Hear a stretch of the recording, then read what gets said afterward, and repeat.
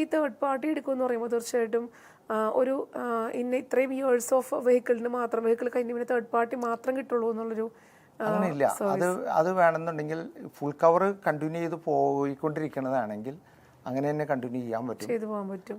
Premium വലിയ കൂടുതലൊന്നും വരില്ല. Third party premium OD premium എന്ന് പറഞ്ഞാൽ കുറച്ച് ഡിഫറൻസ് വരുള്ളൂ. അതുകൊണ്ട് കണ്ടിന്യൂസ് ആയിട്ട് പോകുന്നത് ഫുൾ കവറിൽ തന്നെ പോവാം. അപ്പോൾ ആസ് എ വ്യൂവർ ആയിട്ട് പറയുകയാണെങ്കിൽ പോലും പറഞ്ഞ ലൈഫ് ഇൻഷുറൻസും ഹെൽത്ത് ഇൻഷുറൻസും വെഹിക്കിൾ ഇൻഷുറൻസും കൂടാതെ മറ്റ് ഇൻഷുറൻസുകൾ എനിക്കറിയില്ല. അപ്പം അങ്ങനെയുള്ള ഇൻഷുറൻസ് ഏതൊക്കെയാണെന്ന് സാർ പറയാം? ഇൻഷുറൻസ് മേഖല എന്ന് പറഞ്ഞു കഴിഞ്ഞാൽ വലിയൊരു എന്താ പറയുക ഒരു സാഗരമാണ്. ഒരുപാട് പ്രൊഡക്റ്റുകളുണ്ട്. പലർക്കും അതിനെക്കുറിച്ച് അറിയില്ല. ഇപ്പം അതിന് റിലേറ്റഡ് ആയിട്ട് ആൾക്കാർക്ക് മാത്രമേ അതിനെക്കുറിച്ച് അറിയൂ. ഇപ്പോൾ ഒരു ഉദാഹരണം പറയുകയാണെങ്കിൽ നമ്മൾ ഫയർ ഇൻഷുറൻസ് എന്ന് പറയുന്ന എല്ലാവരും പറയണ്ടെങ്കിലും ഭൂരിഭാഗം ആൾക്കാർ എടുക്കാറില്ല. ഇപ്പോൾ ഒരു വീട് ഇൻഷുർ ചെയ്യണമെങ്കിൽ ആ വീടിൻ്റെ ഫയർ ഇൻഷുറൻസ് എന്ന് പറയുമ്പോൾ അതിൽ എല്ലാ കവറേജുകളും പെടും. നാച്ചുറൽ കലാമിറ്റി, തീപിടുത്തം മാത്രമല്ല, ഭൂമിയിൽക്കം, സ്ട്രോം, ഇതെല്ലാം അതിൽ പെടുന്നതാണ്. പിന്നെ അതിൽ ആഡ് ഓൺ ആയിട്ട് നമുക്ക് തെഫ്റ്റും കൂടി ആഡ് ചെയ്യാം. കളവ് ഇതും കൂടിയിട്ട് അതിൽ ആഡ് ചെയ്തെടുക്കാം. പിന്നെ അതിൻ്റെ കൂടെ തന്നെ അതിൻ്റെ സോൾഡേഴ്സിൻ്റെ ബ്രേക്ക് ഡൗൺ കവറേജ് ചെയ്യുന്ന ഓപ്ഷൻസും ഉണ്ട്. ഇപ്പോൾ നമ്മൾ ലൈറ്റിനിങ് പോലെ എന്തെങ്കിലും കേടുവന്നു പോയാലും അല്ലെങ്കിൽ നോർമലി കേടുവന്നാലും കവർ ചെയ്യുന്ന ബ്രേക്ക് ഡൗൺ ഇൻഷുറൻസും കൂടി ആഡ് ചെയ്യാം. അതുപോലെ ഒരു കാര്യം നിങ്ങളുടെ അറിവിലേക്ക് പറയുകയാണ്, നമ്മളുടെ ലാപ്ടോപ്പ്, മൊബൈലുകളൊക്കെ സാധാരണ ഇൻഷുറൻസ് എടുക്കില്ല. പക്ഷെ നമ്മുടെ ഹൗസ് ഹോൾഡേഴ്സിൻ്റെ കൂടെ നമുക്കിത് ചെയ്യുകയാണെങ്കിൽ അതും ഇൻഷുറൻസ് കവറേജ് കൊടുക്കാൻ പറ്റും. ഒരു ന്യൂ ഇൻഫോർമേഷനാണിത്. കാരണം നമുക്ക് സാധാരണ മൊബൈൽ അല്ലെങ്കിൽ ലാപ്ടോപ്പൊക്കെ കേടായിട്ടുണ്ടെങ്കിൽ അതിന് ഇൻഷുറൻസ് ഒരിക്കലും കിട്ടാൻ പോകുന്നില്ല. പക്ഷേ സാർ പറഞ്ഞ പോലെ ഹോം ഇൻഷുറൻസിൻ്റെ ഒപ്പം നമ്മൾ ആ ഒരു കാറ്റഗറി, ആ ഒരു സെക്ഷൻ നമ്മൾ ചെയ്യുകയാണെങ്കിൽ തീർച്ചയായിട്ടും ഇതുപോലുള്ള സാധനങ്ങൾക്കും ഇൻഷുറൻസ് ലഭിക്കും അല്ലേ? ഒരു ആപ്പിളിൻ്റെ ഒരു 1.5 ലക്ഷം രൂപയുടെ ഒരു ഫോൺ വാങ്ങിക്കണമെങ്കിൽ ഈ ഫോണിന് ഷോറൂമിൽ നിന്ന് വാങ്ങിക്കുമ്പോൾ തന്നെ വേണമെങ്കിൽ ഇൻഷുറൻസ് എടുക്കാം. അതെ. ആ ഇൻഷുറൻസ് ഒരു മിനിമം ഒരു 15,000 വരും. അതെ. ആ മൊബൈലിന് മാത്രം. ഈവൻ ഒരു ഹോം ഇൻഷുറൻസ് ഒരു ചെറിയൊരു വീടിൻ്റെ ഇതനുസരിച്ച് നോക്കുമ്പോൾ നമുക്ക് വേണമെങ്കിൽ ഒരു 5,000 രൂപ അത് ഇൻഷുർ ചെയ്യാൻ പറ്റും. പിന്നെ അതുപോലെ മെറൈൻ ഇൻഷുറൻസ് എന്നൊക്കെ ആ ഒരു സംഭവമൊക്കെ കേൾക്കുമ്പോൾ നമ്മൾ വിചാരിക്കും മെറൈൻ ഇൻഷുറൻസ് പറഞ്ഞാൽ ആ മെറൈൻ ഡിപ്പാർട്ട്മെന്റ് വെച്ചിട്ടുള്ള ഇൻഷുറൻസ് ആണ്. ആ ഇൻഷുറൻസിനെ അത് പലർക്കും ഈ മറൈൻ എന്ന് കേൾക്കുമ്പോൾ നമ്മൾ ഒരു ഷിപ്മെന്റ് മാത്രമാണ് എന്നുള്ളത്. പക്ഷെ അതങ്ങനെയല്ല. ഏതൊരു പ്രൊഡക്റ്റും ഒരു സ്ഥലത്ത് നിന്ന് മറ്റൊരു സ്ഥലത്തേക്ക് മൂവ് ചെയ്യുന്നതിന് കവറേജ് കൊടുക്കുന്ന ഇതിന് മറൈൻ ഇൻഷുറൻസ് ആണ്. അത് റോഡാവാം, ഫ്ലൈറ്റ് ആവാം, ഷിപ്പ് ആവാം. അപ്പോൾ എന്തുകൊണ്ട് ഈ മറൈൻ എന്നൊരു പേര് അതിന് വന്നിരിക്കുന്നത്? പഴയ കാലത്ത് കപ്പൽ ചരക്കുകൾ മൂവ് ചെയ്യുന്ന സമയത്ത് കടൽ കൊള്ളക്കാർ ഇത് അടിച്ചു മാറ്റും. അപ്പോൾ വലിയ ഭീമമായ നഷ്ടങ്ങൾ വരുന്നു. അപ്പോൾ ഇതുപോലെ ഈ കപ്പൽ ഓണേഴ്സ്, കുറേ കമ്പനിക്കാർ ഒരു കൊല്ലത്തിൽ എത്ര കപ്പൽ ഇങ്ങനെ അടിച്ചു പോകും എന്നുള്ളൊരു കാൽക്കുലേഷനിൽ ഇവർ ഒരു കണക്കുണ്ടാക്കി. അപ്പോൾ എല്ലാവരും കൂടിയിട്ട് ആ ഒരു എമൗണ്ട്, ഒരു കപ്പലിൻ്റെ പൈസ ഒരെണ്ണം പോകണമെന്നുണ്ടെങ്കിൽ ഒരു കപ്പലിൻ്റെ പൈസ ഇൻഷുറൻസ് ആയിട്ട് എല്ലാവരും ഇത് ചെയ്തിട്ട് ആ കപ്പലിൻ്റെ ഉടമയ്ക്ക് കൊടുക്കും. അപ്പോൾ അങ്ങനെയാണ് ഈ ഒരു ഇൻഷുറൻസ് എന്നുള്ളൊരു കൺസെപ്റ്റ് ഉണ്ടാകുന്നതാണ് പഴയ കാലത്ത് ഞാൻ പറഞ്ഞു കേട്ടേക്കുന്നത്. ഇപ്പോൾ ഈ മറൈൻ ഇൻഷുറൻസ് സാർ പറഞ്ഞിട്ടുണ്ടായിരുന്നു ഏതൊരു പ്രോഡക്റ്റും ട്രാൻസ്ഫോം ചെയ്യുമ്പോൾ നമുക്ക് ഈ ഒരു ഇൻഷുറൻസ് തന്നെ ആപ്ലിക്കബിൾ ആക്കാമെന്ന് പറഞ്ഞു. അപ്പോൾ അതെങ്ങനെയുണ്ട്? പ്രൊഡക്റ്റിൻ്റെ ഒരു പെർ പ്രൊഡക്റ്റ് ആണോ അല്ലെങ്കിൽ പെർ കണ്ടെയ്നർ ആണോ? അതെങ്ങനെയാണ് വരുന്നത്? നമുക്ക് എങ്ങനെ വേണമെങ്കിലും കൊടുക്കും. ഇപ്പോൾ ഒരു മൊബൈൽ ആവറ്റിക്ക് അയക്കുകയാണെങ്കിൽ, കൊറിയർ വഴി അയക്കുകയാണെങ്കിൽ അത് ഇൻഷുർ ചെയ്യാം. അതും മറൈൻ തന്നെ പറയാം. അതുപോലെ തന്നെ മിഷനറി അല്ലെങ്കിൽ എന്ത് സാധനമായാലും, ഒരു കണ്ടെയ്നർ ആയാലും അല്ലെങ്കിൽ പാഴ്സൽ സർവീസ് ആയാലും നമുക്ക് എങ്ങനെയാണ് പോകണമെന്നുള്ള അതിൻ്റെ എല്ലാവരും കാര്യങ്ങളും കൃത്യമായിട്ട് അതിൻ്റെ വാല്യൂ കാര്യങ്ങൾ അത് കൊടുത്തിട്ടുണ്ടെങ്കിൽ അത് ഇപ്പം മിഷനറി സംബന്ധിച്ച് ചെയ്യുമ്പോൾ ആ മിഷനറി കൊണ്ടുപോകുമ്പോൾ മാത്രമല്ല ഇറക്ഷനും കൂടി കവർ ചെയ്യാം. അതായത് വണ്ടിയിൽ നിന്ന് ഇറക്കണ സമയത്ത് എന്തെങ്കിലും ഡാമേജ് വന്നാലും, ഇറക്ഷൻ ചെയ്യുന്ന സമയത്ത് എന്തെങ്കിലും കംപ്ലൈൻറ്റ് വന്നാലും കവർ ചെയ്യുന്ന അതിൽ ആഡ് ഓൺ ചെയ്തെടുക്കാൻ പറ്റുന്ന ഓപ്ഷൻസ് ഉണ്ട്. അത് വേണമെങ്കിൽ ഒരു കൺസൈൻമെൻറ്റ് വിടുന്നതിന് മാത്രമാവാം, അല്ലെങ്കിൽ ഒരു 1 ഇയറിന് റെഗുലറായിട്ട് വിടുന്ന ഓപ്പൺ മറൈൻ പോളിസി എന്ന് പറഞ്ഞ പ്രൊഡക്റ്റും കൂടിയുണ്ട്. അപ്പോൾ അതിൽ നമ്മൾ അയക്കുന്നതിനനുസരിച്ച് എമൗണ്ട് അതിൽ നിന്ന് കുറഞ്ഞു വരും. അപ്പം ഈ പ്രൊഡക്റ്റുകൾ നമ്മൾ എങ്ങനെ ഇൻഷുറൻസ് ചെയ്യാൻ പറ്റുക എന്നുള്ളൊരു ന്യൂ ഇൻഫർമേഷനാണ് എന്നെ സംബന്ധിച്ചിട്ട്. കാരണം ഇപ്പോൾ ഒരു കമ്പനി നടത്തുന്ന ഒരാളാണെങ്കിൽ പ്രൊഡക്റ്റുകൾ ഒരുപാടുണ്ട്. അപ്പോൾ ഒരുപാട് പേർക്ക് ട്രാൻസ്ഫോം ചെയ്യേണ്ടി വരികയാണെങ്കിൽ, ഇപ്പോൾ അതർ സ്റ്റേറ്റ്സ് ആയാലും അങ്ങനെ ചെയ്യേണ്ടി വരുമ്പോൾ തീർച്ചയായിട്ടും ഇങ്ങനത്തെ ഒരു ഇൻഷുറൻസ് എടുത്ത് വെക്കുകയാണെങ്കിൽ അത് അവർക്ക് വലിയൊരു സേഫ്റ്റിയാണ്. സേഫ്റ്റി തന്നെ. അത് ചെറിയ എമൗണ്ട് വരുന്നുണ്ട്. റഫ്ലി ഞാൻ പറയുകയാണെങ്കിൽ ഒരു 10 ലക്ഷം രൂപയ്ക്ക് ഒരു 600 രൂപയ്ക്ക് കോസ്റ്റ് വരുന്നുള്ളൂ. വെരി ചീപ്പാണ്. അപ്പോൾ തീർച്ചയായിട്ടും ആ ഒരു ഇൻഷുറൻസ് എടുത്ത് തന്നെ വെക്കണം. എടുത്ത് വെക്കേണ്ടതാണ്. മറൈൻ ഇൻഷുറൻസ് അല്ലേ? എന്തെങ്കിലും ഇപ്പം നമുക്ക് ഇപ്പോൾ റോഡിലേക്കെല്ലാം ഒരുപാട് ആക്സിഡൻറ്റ്സ് നടക്കുന്നതാണ്. അതെ, നമ്മളൊരു ചെറിയ റിസ്ക്, അനാവശ്യമായിട്ട് റിസ്ക് എടുക്കാം. അതെ അതെ, ഒരു ചെറിയൊരു പൈസയുടെ കാര്യം മാത്രമേ അതിൽ വരുന്നുള്ളൂ. അതുപോലെ തന്നെ കേട്ടിട്ടുള്ള മറ്റു ഇൻഷുറൻസ് ആണ് പബ്ലിക് ലയബിലിറ്റി ഇൻഷുറൻസ് പറയുന്നത്. അതിൻ്റെ ഒരു പ്രത്യേകതകൾ എന്തൊക്കെയാണ്? പബ്ലിക് ലയബിലിറ്റി എന്ന് പറയുമ്പോൾ നമ്മളിപ്പോൾ ഏതൊരു സ്ഥാപനമായാലും അവിടെ വരുന്ന കസ്റ്റമേഴ്സിന് എന്തെങ്കിലും പ്രോബ്ലംസ് ഉണ്ടായി കഴിഞ്ഞാൽ അവരെന്തെങ്കിലും ക്ലെയിം ചെയ്ത് നമ്മൾ കൊടുക്കേണ്ടി വരും. അപ്പോൾ അതിനെ പ്രൊട്ടക്റ്റ് ചെയ്യാൻ വേണ്ടിയിട്ടാണ് പബ്ലിക് ലയബിലിറ്റി. ഇതുപോലെ തന്നെ പബ്ലിക് ലയബിലിറ്റി തന്നെ ഈ വെഹിക്കിൾസിനും അത് തന്നെ ചെയ്യണത്. തേർഡ് പാർട്ടി എന്ന് പറയുന്നത് പബ്ലിക് ലയബിലിറ്റി ആണ്. അതുപോലെ നമ്മൾ മൂലം മറ്റുള്ളവർക്ക് വരുന്ന നാശനഷ്ടങ്ങൾ കവർ ചെയ്യുന്ന പ്രൊഡക്റ്റ് ഈ പബ്ലിക് ലയബിലിറ്റി ഇൻഷുറൻസ്. അപ്പോൾ അത് ഇപ്പോൾ ഹോട്ടൽസ് ശരിക്കും പറഞ്ഞാൽ അവിടെ ഒരു ഫുഡ് കഴിച്ച് പോകുന്ന ആൾക്കാർക്ക് എന്തെങ്കിലും ഫുഡ് ഇൻഫെക്ഷൻ വന്ന് എന്തെങ്കിലും ഇഷ്യൂസ് വന്നു കഴിഞ്ഞാൽ അവർ നമ്മുടെ പേരിൽ കേസ് എടുത്തു കഴിഞ്ഞാൽ അതിനെ പ്രൊട്ടക്റ്റ് ചെയ്യാൻ പറ്റും. വലിയ ഹോട്ടലിലൊക്കെ സാധാരണ അവർ എടുക്കാറുണ്ട് എന്നാണ് എൻ്റെ അറിവ്. അതുപോലെ തന്നെ ഒരു സംഭവം പബ്ലിക് ലൈറ്റ് വരുന്ന ലിഫ്റ്റിലെ യാത്രക്കാർക്ക് നമുക്ക് ആർക്കും അറിയില്ല. ലിഫ്റ്റിൽ എന്തെങ്കിലും പ്രശ്നം വന്നാൽ നമുക്ക് അവരെ കേസ് കൊടുക്കാൻ പറ്റും.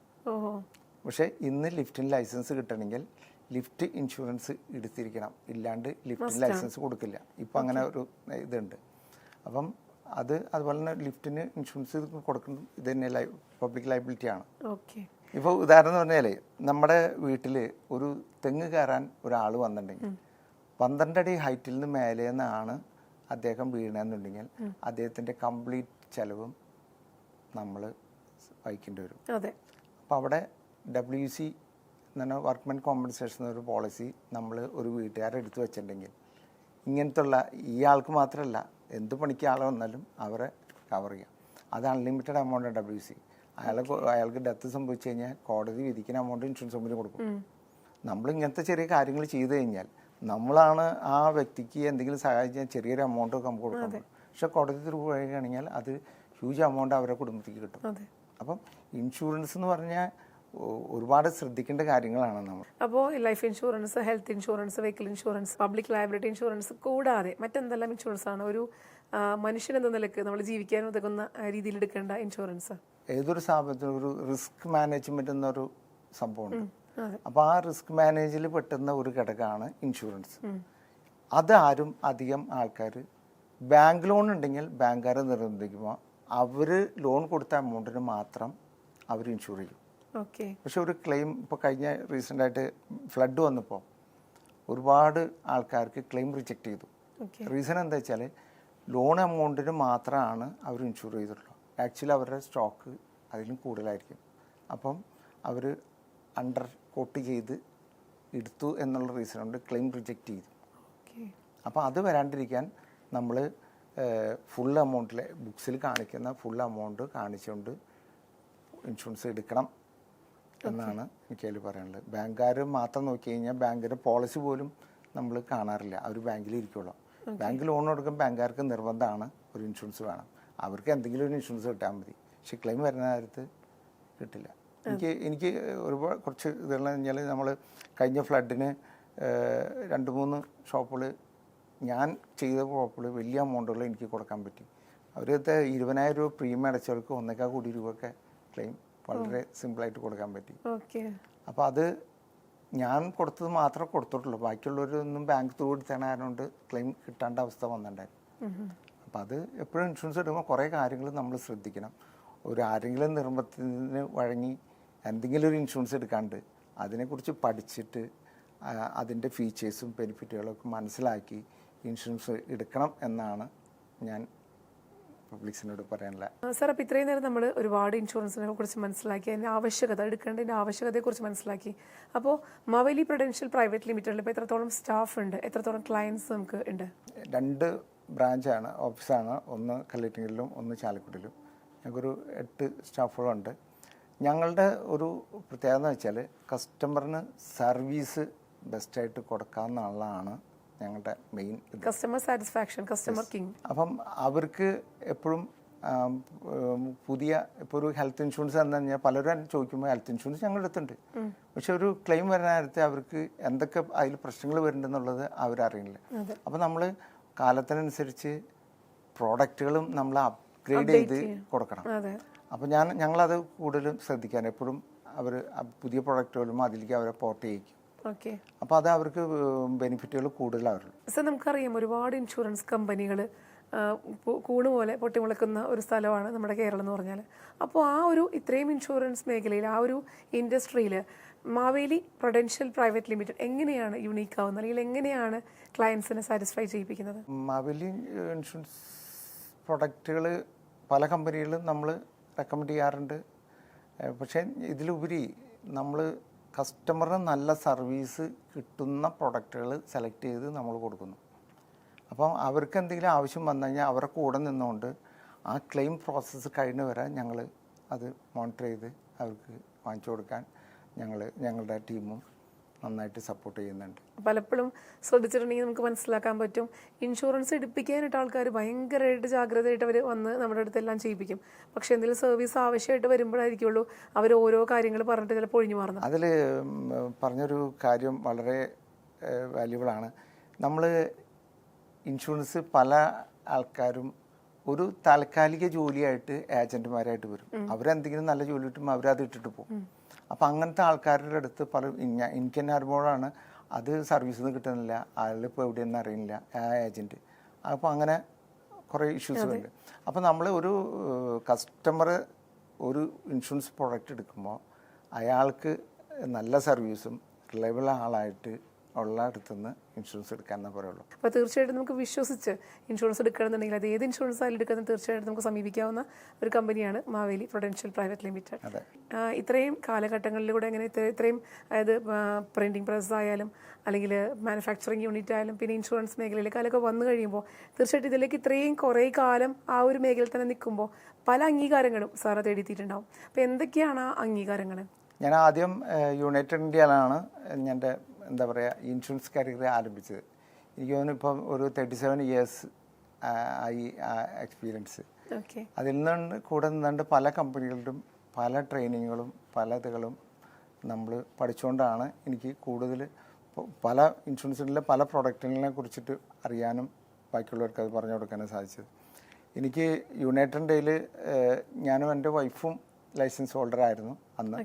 അപ്പം ഞങ്ങൾക്ക് രണ്ടാളും യുണൈറ്റഡിൻ്റെ ഒരു യുമാക്സ് അവാർഡ് എന്ന് പറഞ്ഞിട്ടൊരു കാറ്റഗറിയാണ്. അതിൽ 8 സ്റ്റാർ ആയിട്ട് അന്ന കാലത്തുകളൊക്കെ റെഗുലർ എല്ലാ കൊല്ലം കിട്ടിക്കൊണ്ടിരിക്കുന്നുണ്ട്. ഇപ്പം ഞങ്ങൾ മറ്റേ HDFC എയർകോൻ്റെ അതിൻ്റെ ടോപ്പ് ക്ലബ് മെമ്പറാണ്. അതുപോലെ തന്നെ നമ്മൾ ഈ BNI എന്ന് പറഞ്ഞ ഓർഗനൈസേഷനിൽ മെമ്പർഷിപ്പ് എടുക്കാൻ എനിക്ക് സാധിച്ചു. 6 വർഷം മേലെയായി BNIയിൽ ഇത് ചെയ്യണം. അതിൽ ശരിക്കും പറഞ്ഞാൽ എനിക്ക് വലിയ വലിയ ബിസിനസ് ഓണേഴ്സായിട്ട് കണക്ട് ചെയ്യാനും അവരിലൂടെ ബിസിനസ് ഡെവലപ്പ് ചെയ്യാനും എനിക്ക് സാധിച്ചിട്ടുണ്ട്. ഈ ഒരു മേഖലയിൽ കിട്ടേണ്ട അംഗീകാരങ്ങളെല്ലാം സാറിന് കിട്ടിയിട്ടുണ്ട്. സാർ വളരെ സാറ്റിസ്ഫൈഡ് ആണ്. ഇനിയും അംഗീകാരങ്ങളുമായിട്ട് മുന്നോട്ട് പോകാൻ സാധിക്കട്ടെ. പിന്നെ ചോദിക്കുകയാണെങ്കിൽ ഇപ്പം ഇത്രയും വന്ന് നിൽക്കുന്നു, ഇനി ഇതിൽ കൂടുതൽ എന്തൊക്കെ എക്സ്പാൻഷൻസ് ആണ് സാറ് ഉദ്ദേശിക്കുന്നത്? എനിക്ക് എൻ്റെ ഒരു ആഗ്രഹം എന്ന് വെച്ചാൽ നമ്മൾ ഈ ഇൻഷുറൻസ് സെക്ടറിൽ ഒരുപാട് ഏജൻറ്റുമാർ എങ്ങെത്താണ്ട് അവിടെ ഇവിടെയൊക്കെ തിരിച്ച് ചെയ്ത് ഒരു അച്ചീവ്മെൻറ്റിലേക്കൊന്നും എത്താണ്ട് നടക്കുന്നുണ്ട്. അവരെയൊക്കെ ഒരു ഇതിലേക്ക് കൊണ്ടുവന്ന് അവർക്ക് വലിയൊരു റിട്ടേൺസ് കിട്ടുന്നതും അവർക്കൊരു പ്രൊട്ടക്ഷൻ കിട്ടുന്ന ഒരു രീതിയിലേക്ക് മാവേലി വളർത്തിക്കൊണ്ടുവരുന്ന ഒരു ആഗ്രഹമുണ്ട്. അതായത് ഒരു സംരംഭം അല്ലെങ്കിൽ ഇപ്പോൾ ഇങ്ങനത്തെ ഒരു റിസ്ക് ഫ്രീ ആയിട്ടുള്ള അല്ലെങ്കിൽ നോ ഇൻവെസ്റ്റ്മെൻ്റ് ആയിട്ടുള്ള ഒരു ബിസിനസ് തുടങ്ങണമെന്ന് ആഗ്രഹിക്കുന്നവർക്ക് ഒരു നല്ലൊരു മെസ്സേജ് കൊടുക്കുന്ന രീതിയിലാണ് അടുത്തൊരു എക്സ്പാൻഷൻ സാർ ഉദ്ദേശിക്കുന്നത്, അല്ലേ?